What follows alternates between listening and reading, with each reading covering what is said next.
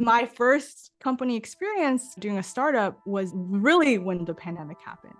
It was absolute chaos. Investors didn't give a shit about startups. They're trying to get toilet paper from Costco for their families. It was the worst time to fundraise, the worst time to be doing something that there's uncertainty because the world is uncertain. And then all our sales plummeted. It was just really rough and people were just feeling uncertain.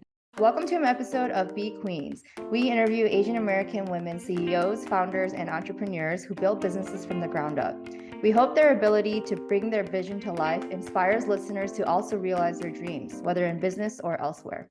Today, we'll be speaking to Alice Deng. Alice is the co-founder and chief product officer of Slope. Slope has raised $157 million in equity and debt to date. She's a two-time YCombinator founder. And before Slope, Alice co-founded another company called Glisten AI, and she was a product manager at Dropbox. Alice recently was named under the Forbes 30 Under 30 list in 2023 and is a UC Berkeley grad. Hi, Alice. I'm super excited to chat with you today. Hi. Yeah, I'm so excited to be here. Before we dig into your entrepreneurship journey specifically, we want to get an understanding of how you grew up and what's influenced some of the decisions that you made later in life. We want to start with your childhood. Can you just tell us what your childhood was like? So just a background story. My parents, they work blue collar jobs. They work at Ghirardelli Chocolate and they make chocolate. Oh my God. Yeah, they've been making chocolate for over 3 decades, ever since they moved here from China. And as like a typical child of immigrants, I didn't see them that much growing up. My grandma helped raise us, and we saw them after they came back from work rarely, and we would be fairly independent as kids to get the stuff that we needed to do done. I am very grateful to my parents because of them. In middle school and high school, we were able to move into a little more affluent community called Pleasanton, and that's what I really attribute a lot of learning to. I grew up with 3 other sisters, so one of them Andrea, as well as a few others you might have met. And so when you grow up in a household of 4 kids and they're all sisters, it's fun, but there's a lot of action going on each day. Even as an adult, I can't be home alone that long because it feels really weird. It sounds like it must have been a really lively household. It was so lively. Yeah. It was like a big party every day. I don't have any sisters, but I imagine it must be nice to have that sisterly bond and you have a whole group of sisters. Yeah, I know. And yeah, girls, they don't like necessarily beat each other up, but we would fight over clothes and like all that stuff. So how did that shape you since you were the upper middle child and you had an older sister who determined this path of what you should be doing? How did you react to that path and following along to all those things? So I have an older sister. I'm the second oldest. I have 2 younger sisters. I call myself an upper middle child. And so I always got hand-me-downs. I've never, as a kid, gotten brand new clothes for myself. My older sister was always doing something and I always copied because my parents didn't want to drive to separate places. She'd play piano, so I have to play piano. Or she did marching band. I guess I'll do marching band. So it really felt like, okay, I was following along in those shadows, and that kind of made me feel like I wanted to be different because she was doing those things and I was doing them blindly. In middle schoolish, beginning of high school, I just got sick of it. And I was like, what the hell? I hated piano. Some kids, they like piano. I would literally have nightmares. My teacher would slap my fingers when they're not curved. And I have nightmares thinking about piano to this day. In high school, I was like, yeah, okay, I do marching band, but I'm not going to play the flute. I'm going to do something cool and what I want to do. So I was like the smallest, skinniest little Asian girl playing the euphonium as a marching band instrument. It's like a mini tuba, to give a definition of what the euphonium is. And I was marching with that, and people wouldn't expect that. It was totally against what my parents would think I would do. That's when I was realizing, okay, I don't have to follow what's going on. This is sad, but actually my parents, when I get those surprises from them, it's like attention in a way. And like as an upper middle child, you never really get that much attention because they're working, they have 4 kids. And I was good because I liked what I was doing. If I played the flute, I would suck, right? I played piano and I sucked, barely passed. Yeah. And then as a euphonium player, finally I was doing well, section leader, first chair. Yeah. I mean, there was only 2 People thought that I was first chair.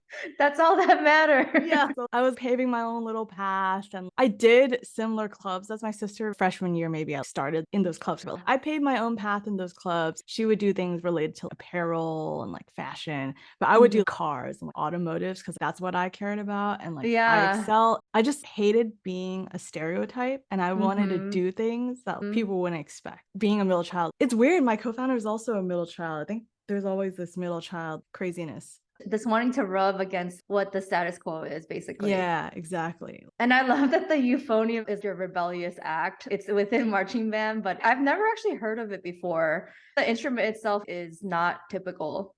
Yeah, imagine parents just used to violins and pianos and flutes, and then they see me carrying home this gigantic ass tuba, and they're like, "What the hell happened to my child?" And I think you're touching on this a little bit, but I wanted to ask about your parents. You mentioned that they're immigrants and they made chocolate. Just curious about how they raised you and in terms of any expectations or values that they placed on you and that you've walked away with. Obviously, I think with any immigrant parent that works so much and they're not too much around, you become very independent. And growing up like that, you depend on yourself. All the goals you have for yourself, you achieve for yourself, and Mhm. you are at fault if you don't get to the goals that you want to get. So I think that's a very great values that you are accountable for yourself and disciplined for your own self. And the second is obviously work ethic, right? When you see them go in at 4 a.m. every day or Mhm. stay overnight during holidays when you have to make more chocolate. Also, growing up in a bit more affluent community like Pleasanton, everyone's parents, they work at a tech company or a hospital or whatever, and your parents don't. It teaches you to be very strong about where you come from and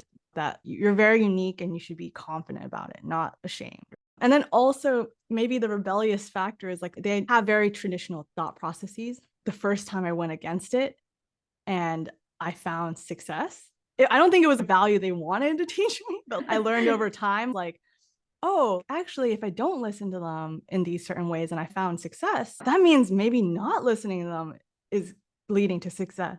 Yeah. They were like, "You need to be straight A." This is so stereotypical, but like, "Why the hell are you so bad at math?" And all of those things. And it's hard because my older sister, she was book smart. Same with Mhm. every other sister I have. Imagine just being so bad at math, my parents just not understanding and made me feel guilty because they're working so hard and they're like, "If Yeah. you care, then you would be good at math." But it Yeah. wasn't like I was just being forced in this hole. But every Right. time I went against it and did my own thing, I found success. So then over time, now I'm like, "Oh, if my parents say something, I'm gonna do something different." And how do they respond when you do find success doing these unconventional things? Yeah. So I opened their mind. Every Mm. one of my siblings should thank me because I let them be now okay with so many random things. For example, clubs and stuff. I was like, I want to do clubs in school, build things and go out there and experience new things through these different clubs at school. It's not just about Mhm. schoolwork. I was the first in my family to get like a B. And then now, when my youngest sister, maybe she got a B or something, my parents are like, oh, it's fine. Just do what you want to do. Or even school dances, like Andrea, it was so strict on her to not see boys and go to dances. I was like, I'm gonna go to a dance with a boy, whatever. And it just made it easier for the younger sisters behind. And also, Yeah. even for your parents, I'm sure they learn, oh, you got a B, but you're actually succeeding in these other ways. And so they're able to redefine their measure of success, as you have done for Yes. yourself. Exactly. When I quit my job or when I did something crazy, but I ended up finding success, I think it really helps open a lot of mindset about traditional thinking. Yeah, that's awesome. I love this theme in your childhood about really going against the beaten path and also finding confidence and pride in that. Even you mentioned that difference between what you saw with your peers in the neighborhood that you grew up in versus the fact that your parents were like blue collar workers and that you found pride in that. And that all of these strengths obviously have come out from that situation in terms of being exposed to different things, but also having your parents' work ethic and that your differences actually is a strength at the end of the day. Thanks for sharing. And one other story I wanted to dig into was I know you went to UC Berkeley. I did as well. Go Bears. Woo! I know at UC Berkeley, you also found yourself trying out things that other people have done, but ending up doing something different. Can you talk to us about that a little bit?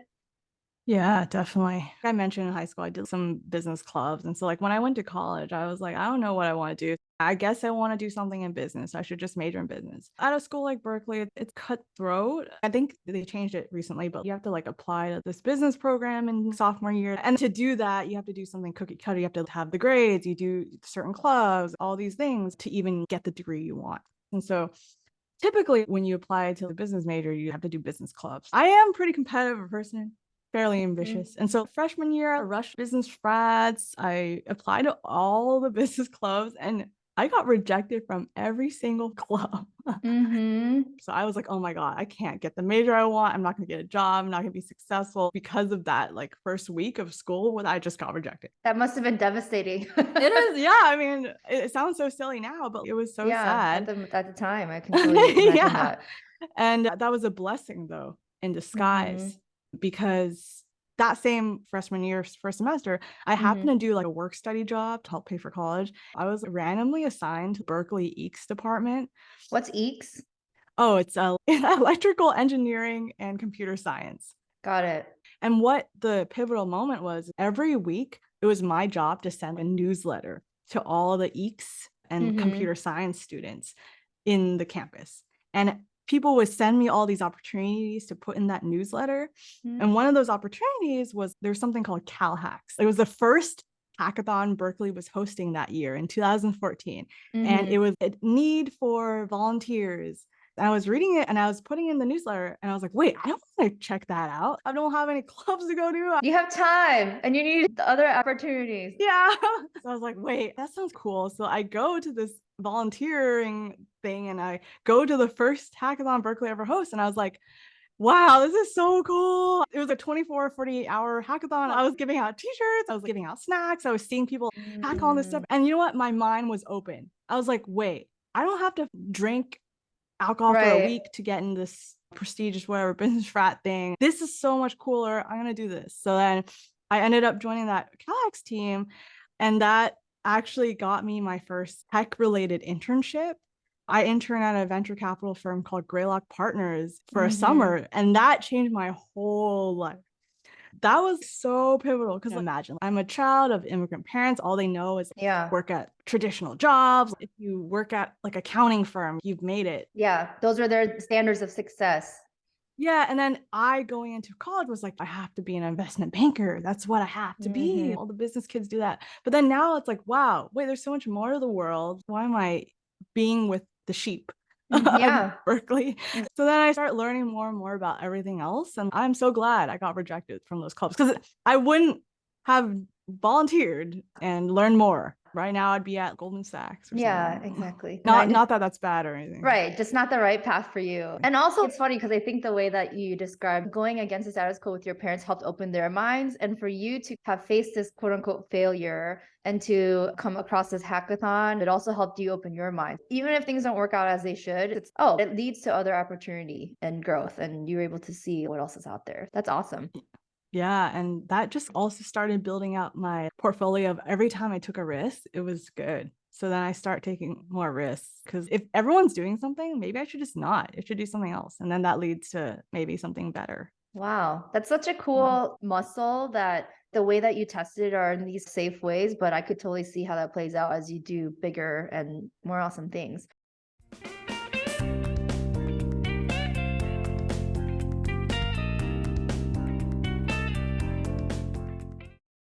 We'll shift now to talking about the journey to starting your two businesses. Before we dig into that, can you tell us what you were doing before you started your first company? Yeah. So senior year, I ended up being in the business program. Every student was recruiting from banking, consulting. People were signing offers in the fall. And honestly, that made me nervous. Originally, I wanted to either work at a startup or start something. But at the same time, I do have student debt and my parents would be very worried. And I was like, maybe I'll just do a year, pay off my debt, do something. So I was trying to find startup things, but startups don't hire a year before. Like they hire. They do just in time. Yeah, especially with no experience. Startups also don't really like new grads. So then I was like, I do need like a job before I start my own company. And did you know that you wanted to start your own company? So it was a small inkling. Oh, I do want to be an entrepreneur someday. Yeah. But I had a lot of doubts. On this podcast, it might seem like I have a personality, but back then I was still really shy. You're building your muscle. Yeah, I'm still building my muscles. I'm not strong yet. And I have this debt. if I can't pay this debt off, I'll be fucked, honestly. Also, I don't have any jobs, feeling very much like I need credibility before I do something. Yeah. And so, yeah, I chose the job that was the closest to being, let's say, entrepreneur, like a product manager. So I was a new grad product manager at Dropbox. I could see how And that was a good opportunity. They have a new grad product manager program. exactly. So I did that for my first job out of school, and I learned a lot there, learned how to ship products. And there was a program called Dynamo, like internal incubator for startups. And there's hack weeks every year. There's like a hack week. I ended up winning that hack week. And then as a prize, you speak with Drew and Arash. The co-founder? Yes. And then also you get to pitch to the Dropbox board. And if it goes well, then you can go into Dynamo, which is okay, your idea gets to be built by a real team and you get to like ship it. That was my first taste of real entrepreneurship. And honestly, once I tasted it, I couldn't forget it. And so that's why the rest of my, sorry, Drew and Arash is an investor right now, so he's chill with this. But the rest of my months at Dropbox, all I could do was think about, I need to go out there and build something because I have this taste of what entrepreneurship is, and I can't go back to my regular schmegular workday where I'm in meetings and doing less productive things. What was it about that hack experience that got you hooked? We went from nothing to a prototype, and we were talking to users directly. At any big company, you have to go through multiple teams to even reach a user and talk to them. You can't just shoot out a survey without all these approvals. And so for Hack Week, you can do whatever you want, right? So like we were ideating together. We were literally working at night, daytime. It was a different energy that we had because we wanted to ship an end-to-end thing. There's only 1 week and you get to work cross-functionally with engineering, a designer. We were a very cross-functional team for Hack Week. And us finding success, winning, that made me feel so like addicted to that feeling. And so I wanted to continue to ship things and win. And then also having the chance of doing this as a full-time thing, being in Dynamo, and then the board didn't approve it. And so that feeling of, oh, we could have done this and then it didn't, and I have to go back to my regular schmegular workday was too much for me. Yeah. I could not deal with it. Yeah. And so the rest of my months there, you just weren't motivated anymore. Yeah, I was like, I don't want to do this. I don't want to be pixel pushing over some random button or going through 3 marketing approvals just to ship a survey. So one thing that stands out with the hack experience is that in your childhood, you really found a lot of joy out of going against the status norm. And with this hack week and the fact that you didn't have to go through all this red tape anymore, it gave you this opportunity to play and not have to follow the rules, which we know when you're presented with rules, you want to go against them. I could see how that was really energizing for you. Okay, you have this awesome hack week and then it doesn't work out, but you're not motivated at your day job. So then what do you decide to do next? I was literally counting the days. When you join, you have to stay a year to invest and also so you don't pay back your bonus. And I already used that bonus to pay off my debt. I was waiting every day until my 1 year. On the side, I was starting to like work on different ideas, seeing what's out there, but like I don't want to be half-assed at my job and half-assed at like starting things. So like it was a confusing time, but I prepared. I told my manager months before my first year hit that I was going to leave that day. I left exactly the 1 year mark just because I was so impatient. And dude, the look on my parents' face when I told them, you know, like they're immigrant parents that work blue collar. And let's be real, tech pays a lot. When you're a new grad and you go into your tech role and they see, wow, you're making this. Then as a person that has worked 3 decades in this factory, I make this. And then you're going to quit after a year, which is unheard of to them because they've been working at the same job for 30 years. And I don't even have an idea, right? Like I have nobody to work with. I just quit, straight up just quit. And like, it's not even an Asian parent thing. I think. Yeah, it's a big perceived risk for sure. Yeah, it's just, oh yeah, I just quit. Also, keep in mind, I used all my savings to pay off my debt because that was my goal. And so I'm literally penniless. Imagine how crazy I am, right? I have no backup plans. Also, because I quit, I don't have experience on my resume or anything. It's not like I can find a job like that easily. And so I just did it. I was like, I'm going to do it. I got to be all in. Or is any part of you scared about quitting? Yeah, I think the week before I was like, shit, I was legit about to mess with my manager. Oh, actually, JK. Yeah, never mind. At that point, I was actually so glad that I did all the things to quit before I had those feelings, because then I was like forced to quit. Okay. I had no choice. My coworkers would be like, "Hey, goodbye, good luck on your next journey." I already sent my goodbye email. There's no going back. What I did, I ended my lease. I sold most of my furniture, prepared to live at home. I was scared shitless because like I couldn't afford rent in SF. Yes, rent and SF is crazy. So I imagine there's, I don't know, 80% thrill, 20% fear. Maybe it's the other way around. Yeah. But it sounds like you're gearing up to hole back at your parents' place, start thinking about your next Yeah. idea. Yes, I moved to my parents' house for 1 week. And then I was like, oh, holy shit, I can't do this. Because you know what Asian parents do when you're home and you're jobless? They're like, get a job. And so this is not the environment to be ideating and feeling Yeah. confident in yourself. You know, they're rude. They're like, oh, you quit because you probably weren't doing well and you probably can't get another job. So you better work hard, start somewhere. I don't know, Yeah. all these things. It comes out of love, Yeah, but yeah, they yeah. obviously their worries and their anxiety about their child quitting their job and not making money was coming out, and they're not afraid to voice those thoughts. Yes, exactly. And so I ended up moving out after a week, and I was couch surfing. I would have some of my friends sign me in to eat lunch at their tech companies to save money. And then I would work in Yeah. the lobby. But then after I actually made that step and got over that fear, then I become fearless. I want to prove people wrong. All that stuff my parents were saying made me even feel more determined and powerful to prove that I can do something. Wow. Okay. And I was so confident. Like I was living so recklessly, but it was because I was so confident. Because if I wasn't, I would have gotten a job. And so I Yeah. knew it was going to work out in some way if I worked hard and trusted my gut.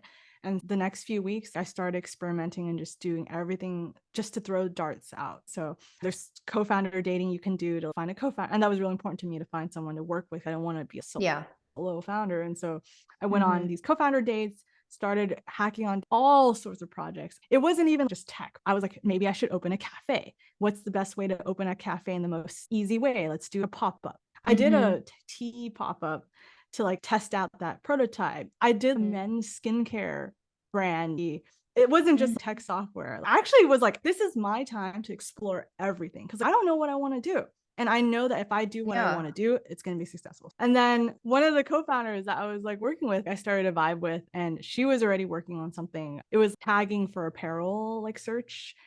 We have a good skill set breakdown. She's very technical. And I started just working with her. And it started to become actually a normal thing where I just showed up and she showed up. We were working out of this little co-working space. And then we were like, hey, maybe we should just apply to Y Combinator. It doesn't hurt. And then we applied. We got in, and that's when it all got super serious. Keep in mind, this whole time I was thinking, oh, we're just hacking together, working on this thing. And then it got way serious when we make the decision to go through an accelerator. How long was this period between quitting your job and getting into Y Combinator? Yeah, actually, it was not that long. It felt like it was like 2 months. Okay, got it. It must have felt long to you. Like, who knows what will happen today? Every day was a journey. When you work 9 to 5, every day kind of blurs and all that. When you're on your own and each day is different, I remember every single day of those 2 months. Like it was crazy. It was scary as shit. I was sweating every day.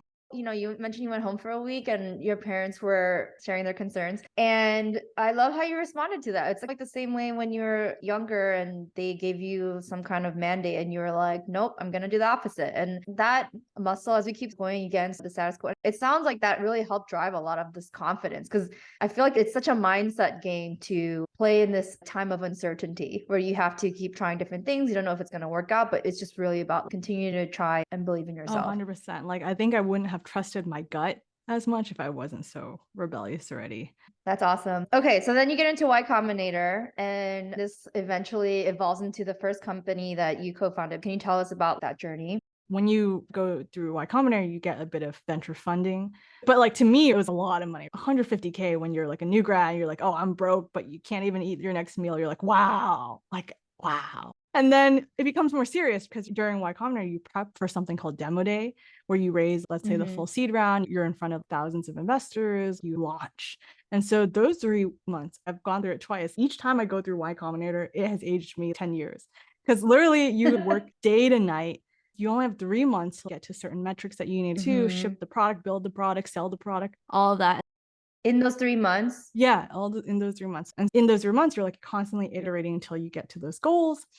And I learned so much about building a business. Typical things like you need to build something people want, people need to pay for it. What are different angles you can use to sell? I learned how to sell. I never knew how to sell. Then I started just reading about B2B sales, how to do outbound sales, because I have to hit those targets no matter what. You're also really competitive because not every startup gets the best fundraising. Yeah. There's like hundreds of startups. It's a lot of pressure, but you learn so many lessons about how to build a business and then how to work with a co-founder, how to do many things. So my first company experience doing a startup was really when the pandemic happened in March of 2020. And dude, no one knew how to use Zoom back then. It was chaos. It was absolute chaos. Investors didn't give a shit about startups. They're trying to get toilet paper from Costco for their families. And so it was the worst time to fundraise, the worst time to be doing something that there's uncertainty because the world is uncertain. And then all our sales plummeted and it was just really rough and like people were just feeling uncertain. And so we kept working for a few more months after that. We were just inching along. We raised a little small seed round. We were able to because we started raising before demo day a bit. And then once the pandemic started getting really serious, then everything stopped.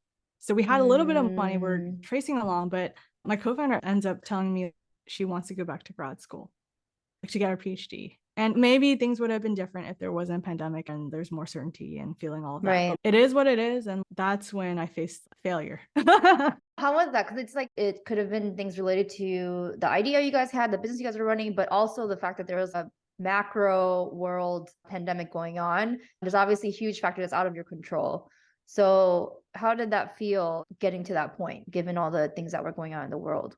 Yeah. I mean, obviously there's factors that you can't control. And sure, maybe if you felt more certainty and we raised more money, we would have kept on going longer. But it was actually a blessing in disguise. All these failures are all blessings because it made me really understand that our business did not have product market fit. And that has honed into me so deeply now. Even when we launch a new product at Slope, I'm so paranoid about the times I had in 2020 when you might think you're building something strong, but you're not. And I'm so glad that happened because I don't want to be spending 10 years of my life building this when I could be iterating something else. So first company didn't work out. Your co-founder decided to go to grad school. And at this point, how are you doing it? How much money you have in the bank? What you want to do next? Where's your mind at? I would say that was probably one of the lowest points of life because imagine going back to all the parents being like, hey, I rebelled, I failed. And they're like, told you so. And that is the most aggravating feeling, right? Because you couldn't prove them wrong. And also like keep in mind, it's all relative. Like I spent a whole year pouring my blood, sweat, and tears. I was legit working every single day. I couldn't even know what day a weekend was because I didn't care. I worked every single day, 9 to 9 at least. That was my life. And I learned a lot of lessons from that about burnout. But like I was so unhealthy. I didn't exercise. I ate junky food because I needed to eat quick. I was pouring myself into this. And when it fails, your identity is so tied to this that you start really feeling very depressed. And so like when I was grappling with failure and all these things, like I lost a lot of confidence. And honestly, I was like, I guess I have to get a job because I'm broke. We paid ourselves like very bare minimum wage because we wanted that money to last longer. Also, it's respectful to return the money if things aren't going well. However, something very lucky that happened is my co-founder wanted at least to keep the company because maybe after her PhD or something, she wants to keep working on it. So she wanted to buy off my ownership. So she gave me 15, 20K or something like that. Yeah. And at that point, I was like, holy shit, this is 7 more months of runway for me to keep going. And I was so risky. I put that all into Ethereum. Cryptocurrency. Yeah. Okay. Also, I left a little bit to use. So Ethereum is not a good place right now, but keep in mind that time. Ethereum was skyrocketing and I was feeling so confident. It was a miracle. I was literally about to go get a job and give up my dreams. But because of that situation, and I made the riskiest decision to put the majority of that chunk into Ethereum, I felt so confident to keep going. And I was like, I'm going to keep going until the very last cent that I have so that I don't have to move back to my parents. And I want to be independent and I'm going to keep doing this. So I keep exploring. And luckily, another 2 months happened in this situation. And I end up reconnecting with my current co-founder and starting Slope. So It was a very interesting time. And also it gave me the confidence to take a full month of time off because I knew after that I was so burned out. I actually hated brainstorming and ideating. And when you start to not like it, you're not going to be good at it. So I took a full month off, did nothing. It was a pandemic. So every day just worked out, got my health back in track, visited my family, did everything I couldn't do while I was working on the startup, and I reset everything. And then the next month I started exploring again. So financially, you got paid out by your old coworker and you were able to invest it and make money for yourself in a very risky investment, but that has worked out. And then just physically, mind, body, soul, you were totally burnt out. So you took off this month.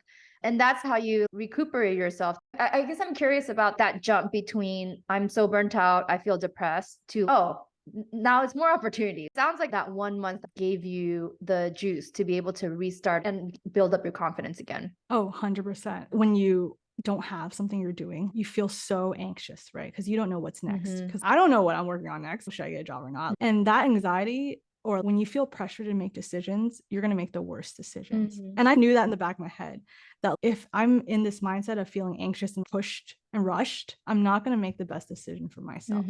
And so actually, I had to pat myself off on the back because I was so mature. Yeah, that does sound really mature. Right? I was like, now that you got some bank ETH's popping off, like, girl, take a month off and really make sure you are following your gut and your dreams.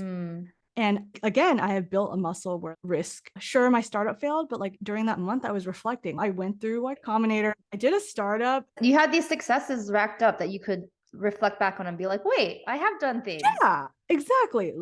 I was madly depressed, but at the same time, I'm mature enough to be like, hey, this year, I learned way more than a year at Dropbox. So the gain wasn't like, let's say, outside success, but the gain was here. In your mind, yes. Oh, so mature. Look at me saying this. You know, at the end of the day, I want to be constantly improving myself and learning. And if this has gotten me that, this is a success. And I need that month to really reset. Hey, if a job is what I need to learn a bit more before I go back into this, sure. If it's something else, sure. But I want to really calm down. You're open. That's awesome. And I think really insightful what you said about like that moment of uncertainty and anxiety. We can make that fear run us and say, shoot, I need to make a decision right now. Or we can decide to relax and give ourselves the time and the space to process and reset, which is what you did. And that was pivotal to get you to that place where after reviewing all the future paths you could take, you were like, wait, I love ideating. I'm going to try this again. And that's a really great reminder for us to take care of ourselves at the end of the day. 100%. It was hard to really follow. Like, I had my parents badgering me saying, oh, look, you failed. Go get a job. There was a lot of tech IPOs also as well. And I had friends that finally got liquidity because they chose the right job. Now here I am, jobless, no savings, feeling behind in ways. Yeah, the comparison game. It's a real thing. And I'm not like super mega strong, but like I'm so glad I trusted my gut and felt that confidence. That's awesome. Okay, so then you mentioned reconnecting with a friend, Lawrence. So how did that happen? I was very involved with the hackathon scene at Berkeley, and he was very involved in the hackathon scene at Stanford. So we met my freshman year when we actually co-hosted something. I don't know if it's still going on, but there's something called the Big Hack between Berkeley and Stanford. Wow. Between like the computer science students. And that year I was the lead host and he was the lead host on the Stanford side. And that's how we met. This whole rivalry.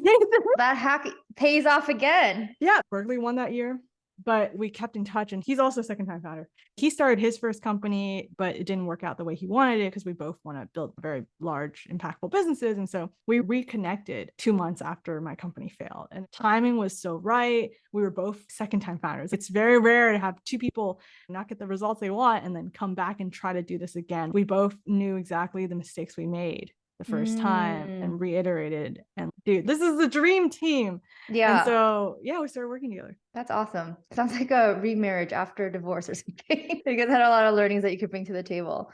How was it that brought you eventually to Slope? The biggest awesome thing is both of us are second-time founders. So what we care about is product market fit.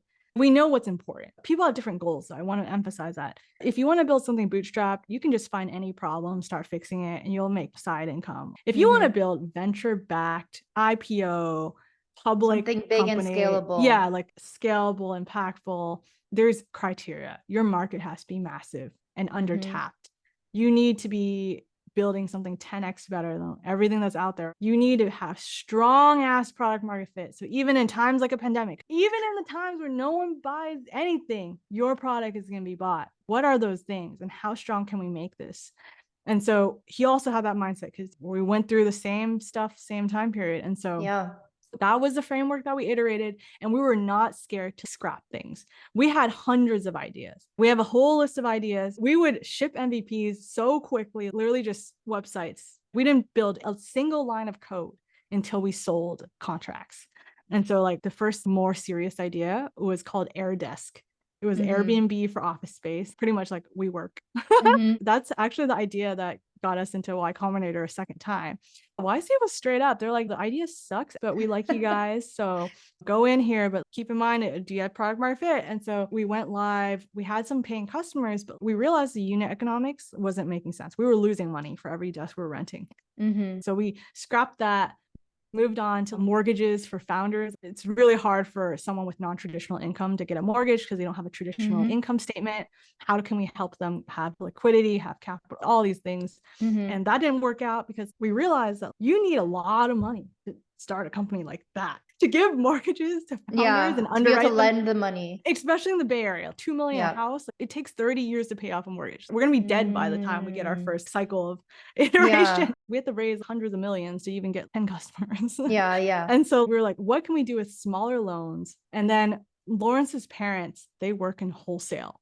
They import toys from China to Brazil to sell to other businesses in Brazil. Before the pandemic, they would fly every year to China to touch the goods, go to the factories, and then import those toys back. But during the pandemic, you can't fly to China out of all places. And so what are they going to do? They're going to order things online. And when they order online, though, typically offline, you have 90 days, 120 days to pay that supplier because that's how you do inventory. But during the pandemic, you're going online. People can't underwrite online yet. So we're like, wait, buy now, pay later, so much sense in consumer. There's hundreds of these companies. Why isn't that businesses have the same?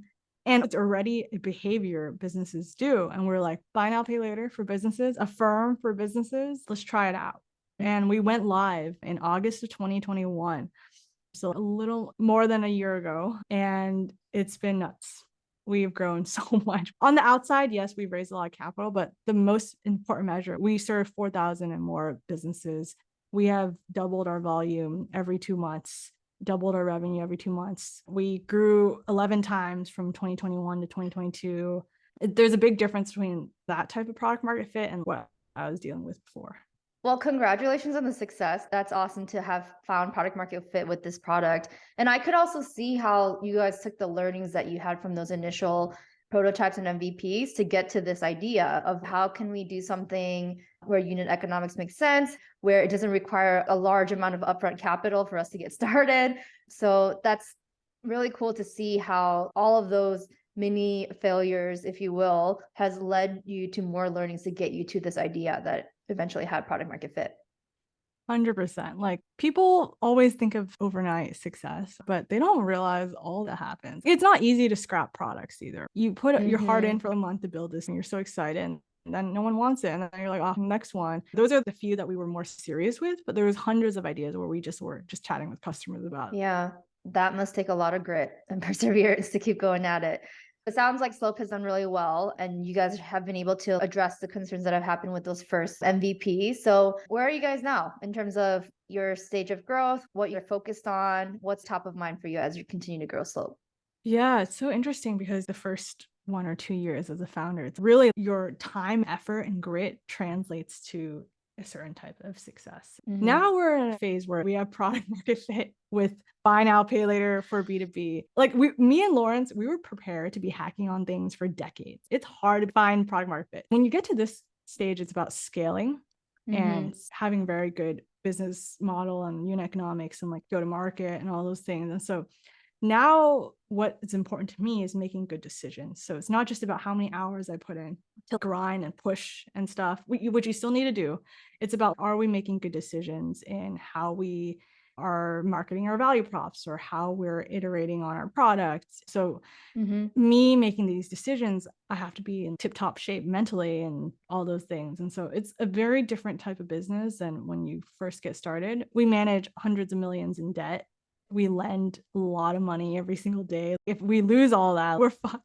These things keep me up at night. And so this next phase, I'm really growing as a person, as a leader, where it's about strategic long-term thinking. It's about scalability. It's not just about 100 users. We're trying to get hundreds of millions of users. Like it's a different scale. Can you touch on the ways that you found yourself having to grow in order to meet where your business is headed and going?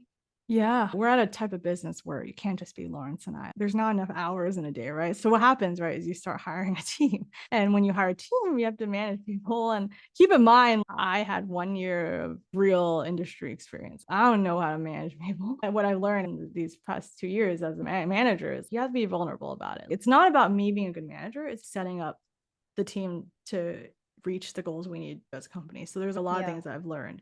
That was one of my biggest kind of insecurities, like, wow, I don't really have that much professional experience. Also, I'm slightly younger and you have stereotypes being a young Asian woman. There's self-doubts that I still am getting over. I still have insecurities every day. Yeah. And so that is what's I'm dealing with as the company scaling, and then just thinking more strategically, and I cannot burn out. This is a long-term thing. So I cannot just be grinding. I have to force myself to take time off and not feel guilty about it. And it's like a muscle I'm trying to unlearn. I can't work night and day. It's actually not good for the company if I am just grinding night because I'm making bad decisions at work. So there's a lot of stuff that I have to unlearn from being like a 0 to like 1 person to like a 1 to 100 person. And there's finally stuff being at Dropbox helps with, like, how do we structure an organization? There's stuff that I actually was so snobby about, like, oh, why is Dropbox so political? It's like you need that to have some direction. So now I'm like, maybe I should have paid more attention. Well, you're learning on the job, which obviously is one of your strengths, is trial by fire. I guess the last thing I want to talk about in this section is, how did it feel in terms of your first moment of realization that there was product market fit and that this thing was going to work? Oh, yeah. I love talking about that time because, again, we were actually expecting to scrap this idea because we've scrapped the last 50 ideas. So I was working on Slope and we went live with our first customer. It was actually a super crazy thing because it was getting to demo day and we wanted to be live on a customer before demo day.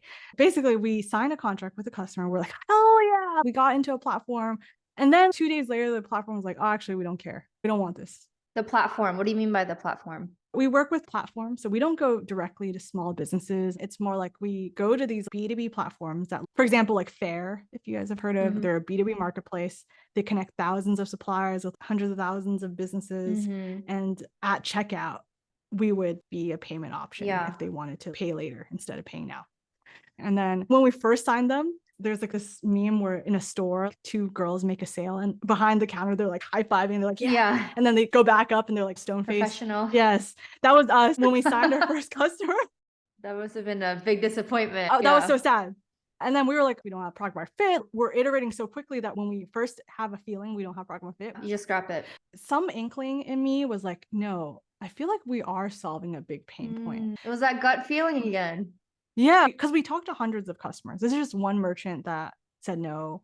And actually, there was another merchant that really wanted us to launch with them, but they were in Mexico. Then you have to deal with financial rules in other countries. The legal stuff, we're like, if we go to prison, whatever.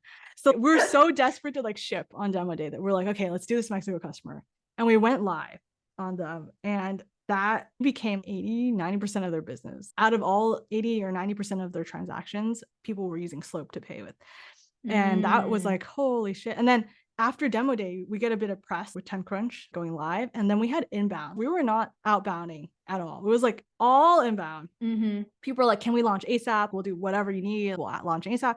We had enterprises. We're talking close to public companies reach out, knowing it was just me and Lawrence, the shittiest MVP. Like, hey, can we like use it? And like, we still didn't trust that we were product market fit. Basically, we were like, hey, I think a company that has maybe $1 million in ARR starting to have product market fit. And then suddenly we hit that in a few months and That was when we were like, okay, we can't be paranoid. We had a metric goal and we hit it. We should double down because we didn't want to hire people or raise big venture capital until we knew we had product market fit. Because once you raise venture capital, once you hire, you're stuck in a way. You know, you don't want to fire people. You don't want to like disappoint. We learned a lot of lessons from our first company. We don't want to fuck it up. Yeah, because there's a responsibility. Once you hire other people, you're responsible for their salaries, their livelihoods. Yeah. People have kids, Yeah. man, like all these things. So basically, once we hit that milestone, we're like, okay, we got to hire. This is something and we should double down. And ARR is annualized recurring revenue. Yes, annualized recurring revenue. Typically, when you raise a Series A, the benchmark is $1 million in annual recurring revenue. That was our mind of, okay, we should probably invest if we hit that. And so, yeah, we started to hire. We raised our round and we've continued to get inbound. We continue to improve our product. We were lending off of our equity, which is the actual Series A seed round. Because to test it quickly, you have to use your own money. Yeah. So in order to actually lend the money to your merchants, you're using the money that was being invested into the company. Yes, which you shouldn't. But we did because we had to act fast. You're still testing and seeing if it works. Yeah, we're still paranoid. And then it got to a point where we're like, we're going to run out of our own money lending. So we started raising a debt facility, which is a bank loan for startups. And we have a massive facility. Now we have hired a team of 16. So last year around this time, it was just me and Lawrence. It's crazy. And it feels so real. We have public companies using us. We serve thousands of businesses. It's crazy. It is so rewarding. I'm still paranoid today. People use our product multiple times a day to like do a transaction. And we have a lot of things we want to build on our roadmap, but that is how product market fit feels. You're like pulled. People have a hose of water and they're just putting it in your mouth and you can't breathe. You're not pushing customers to use your product. They're coming at you with overwhelming demand. Yeah.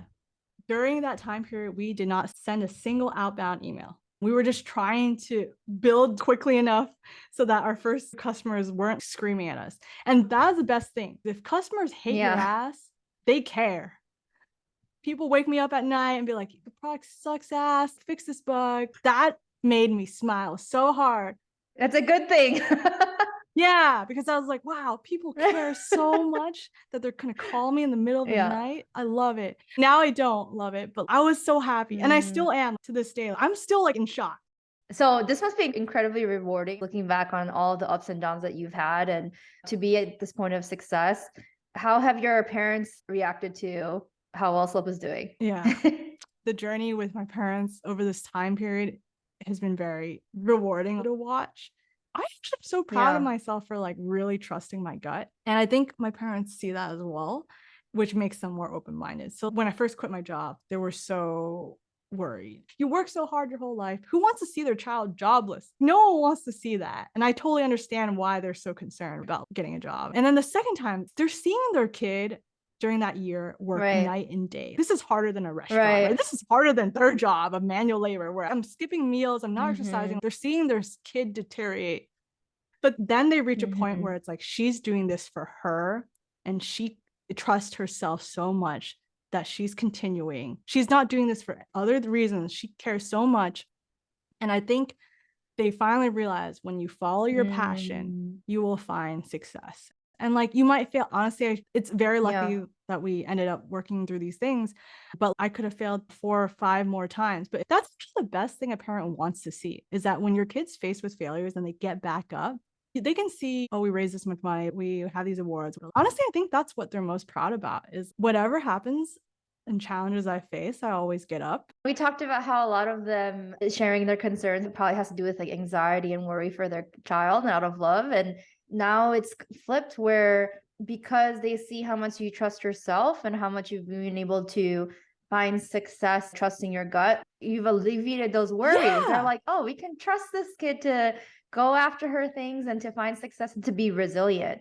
And I'm sure seeing you go through that over and over again has left them feeling at ease that you'll be fine. Yeah. And that makes me at ease. I don't want my parents worried about me. Honestly, there's all these societal pressures, but the biggest pain throughout that process was my parents were worrying about me. And I wanted to prove them wrong so bad because I wanted them to stop worrying. Because like no child wants their parents to worry about them. Yeah. They know that you can handle your stuff.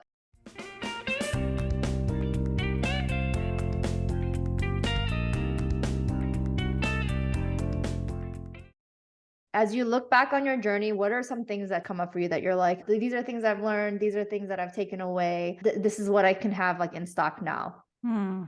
There's so many lessons, but it seems like a theme here is really trust the gut and follow what you like to do. When you start a company or do something challenging, you're not going to go through all that unless you really like it. So might as well just stop doing what other people want you to do and follow what you want to do, because like that's how you will be successful. So trusting the gut is a big thing. It's very hard to trust the gut. That leads to the next lesson, which is taking the first step is always the hardest. Just making a step and building a muscle to always take risk. It doesn't have to be risky, like, but first steps towards and taking it little by little is the key to starting the pattern. What else? I've been through so many confidence issues throughout all of this. Like, maybe I'm not good enough. When you fundraise, people say no for many reasons, but you're always like, oh, is it me? Am I just not made to be a founder? And like, the more success you have, the more people want you to fail, especially if you don't fit the mold. How have you felt that come to life? Or is it more subtle? Dude, it's always subtle. And maybe it comes from my own insecurities. Sure. That's the thing. I'm always like, oh, maybe they think this, which is very real to feel. Life in general, people that are different, that are paving the way. Sometimes the more people know who you are, the more you're going to find a portion of them become haters or like people that want to tear you down.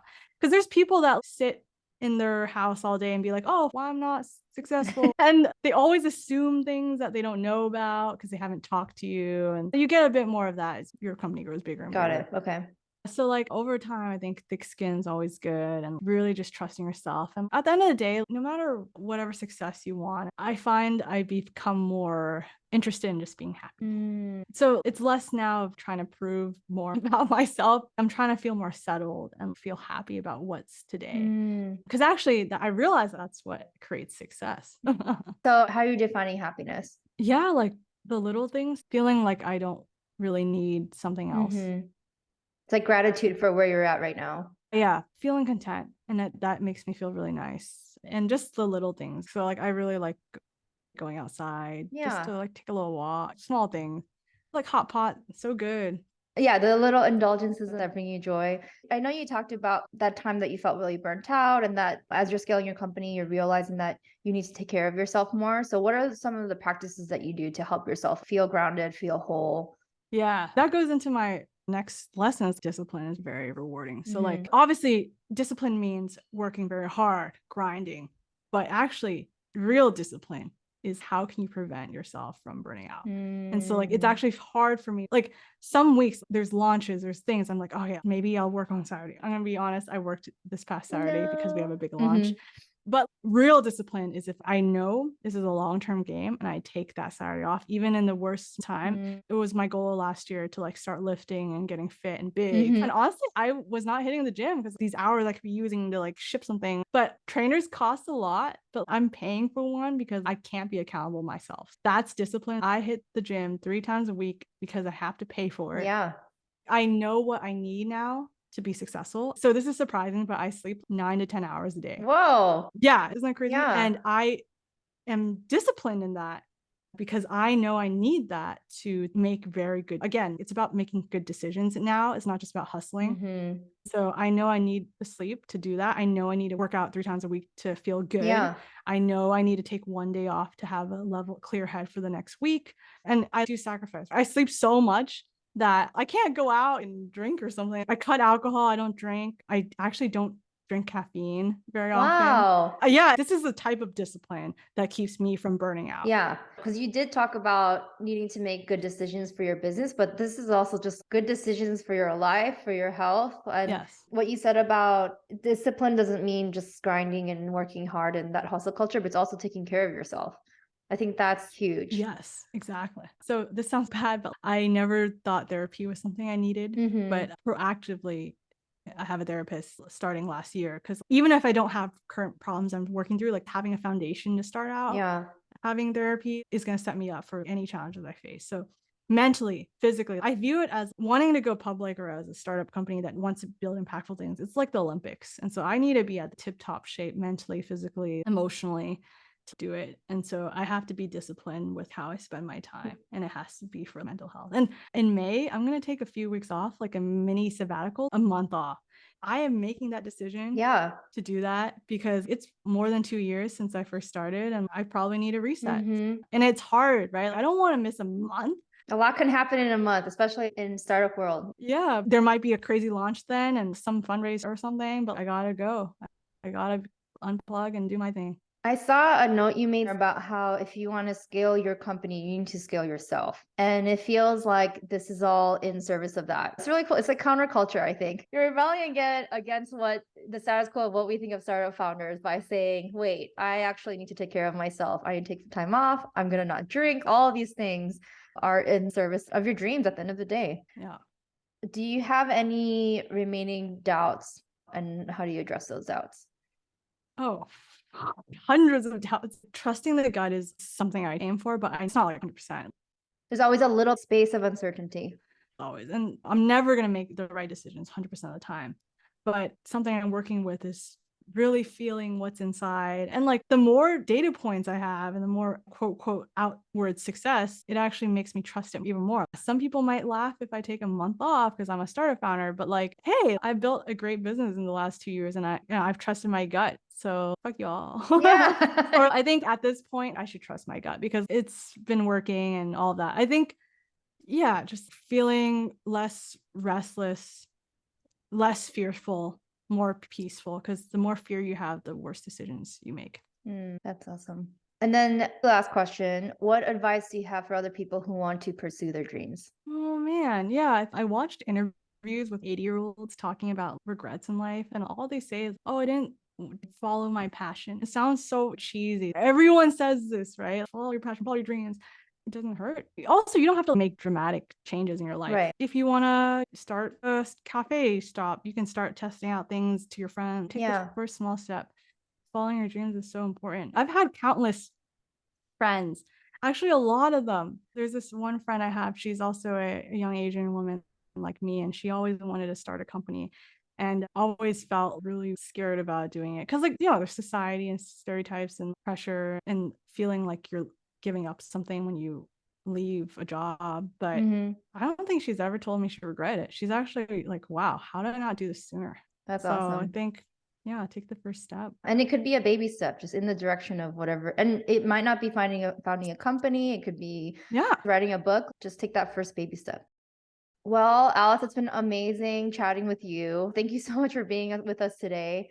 So if people want to find out more about Slope or even joining your team, where can they go? Slopepay.com. And yes, we are hiring. Please check our roles out, and you can always ping me if you have any questions or anything. Happy to chat. Always happy to help people that are trying to achieve their dream. And you can also follow Alice on Twitter at Alice V Deng, Deng. Thanks so much for being with us. Great. Thank you all. And thanks for tuning into this episode of Be Queens. If you enjoyed this episode, please share it with a friend and follow us on Spotify or wherever you listen to podcasts to stay tuned for the next one.